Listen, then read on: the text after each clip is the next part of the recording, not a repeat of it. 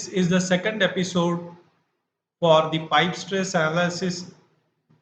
And before we start this video, I would like to insist you to subscribe our channel and share our videos with your friends and colleagues. In the last episode, we have seen a very elementary and basic uh, points we have covered related to stress analysis, and today we are going to move little bit ahead of the basic part for the pipe stress analysis. So let us move ahead. And in the last session we have seen that we have came across the term stress design basis. So what is this stress design basis? Generally it is provided by the client who is the owner of the project, and he dictates the terms which should be considered for making for doing the stress analysis. So that stress design basis defines the temperature, then the weight of the piping, supporting arrangement, what type of supports are there, external loadings. External loading means snow. These are all the external factors. Then lines connected to strain sensitive equipments, and finally the vibrations. So this is the design basis. And one more important aspect in the stress analysis is we have to make a stress critical line list, and this critical line list has the factors which are defined by the stress design basis. What is stress critical line list? For example, for a given project, there are 2000 lines in a PNID. So all the 2000 lines did not require the stress analysis. A part of these lines require that, and those lines we have to select those lines from those 2000 lines, identify them, and then we have to separate them and make a stress critical line list out of those lines. And those lines which falls under a certain criteria, they are being separated from that main line list to prepare the critical line list. So these criteria we have formulated, we have documented these criteria as a categories. So we are going to discuss these categories. The first category one is based on the size and temperature. The line size and temperature 2 inch to 5 inch. Temperature more than 250 degrees Celsius comes into critical line list criteria. That means those lines which are 250 degrees Celsius and above, and whose line size is 2 inch to 5 inch. So they will fall under the critical line list criteria. The small bore lines generally in 98% of the cases do not require stress analysis. There may be some exception like the wellhead tower in the offshore.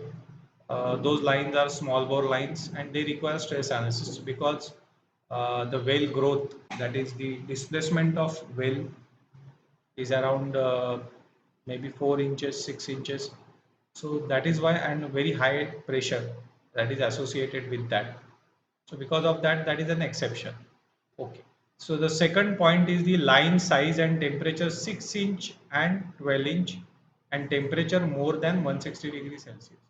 So we note that as the temperature, as the line size increases, for lesser temperature also we have to go for stress analysis. Then line size and temperature 26 inch and above, temperature 60 degrees Celsius and above also we have to go for stress analysis. So this is the category one, which is based on the pipe size and the temperature of the fluid. Then category 2 is the lines connected to strain sensitive equipment, which we have discussed the rotary equipments. like pumps, centrifugal compressors, turbines, air coolers, fire heaters, reciprocating compressors, the nozzles. We can see here the piping is connected to the nozzle. So because of this vibration due to the rotary motion, these vibrations are transmitted into the attached piping. So this piping support requires the criteria that it should absorb this vibration. At the same time, it should be rigid enough to support that pipe also. Third one is the lines connected to PSV, pressure safety valve, BDV, blow down valve, and CS, that is the control station. So here we can see that there are impact load because of the pop-up of PSV, and blow down valve during the shutdown operation. We have to open it to depressurize the piping. So that blow down operation also creates an impact load on the piping system. Then the same goes true for the control stations also. Then the fourth category are the support critical lines. So those are the rest, guide, line stop, anchor, variable spring hanger, constant spring hanger, rigid hanger, studs, snubber, sway braces. Mostly in case of cryogenics, those are the support critical lines. Some special kind of supports are required for that. Then the final category is the category M fluid, which is the highly corrosive fluid.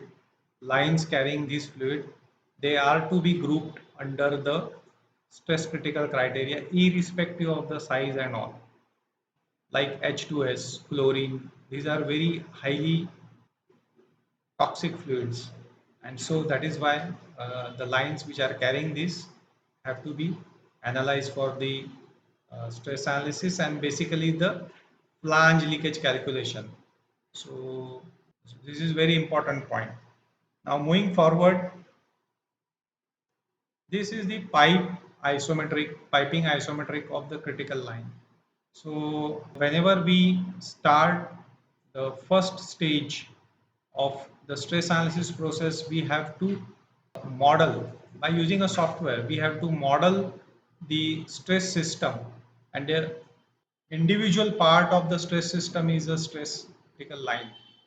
So when we connect all these lines together to form a system, then it is a complete stress system. So for each of these lines, we should have the isometrics, which is extracted from normally from the 3D model, and these are the input for the stress analysis process. We can see here there is a node number at every component. We can see here it is a node number. Okay, wherever there is a support, wherever there is a wall, it is considered as a node number, and the terminal points normally which is connected to the nozzle is considered anchor, because there is no motion involved at the nozzle pipe which is connected to that nozzle. And when we run the system, the result shows, here we can see the result. It shows that what magnitude of load at each of these node means the supports, the wall, and all those things. What is the magnitude of the load?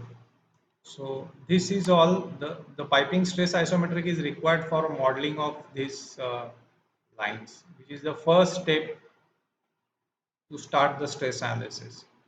So in the coming session, we are going to see that how this modeling takes place, what are the other requirements, what are the other documents and drawings that are required.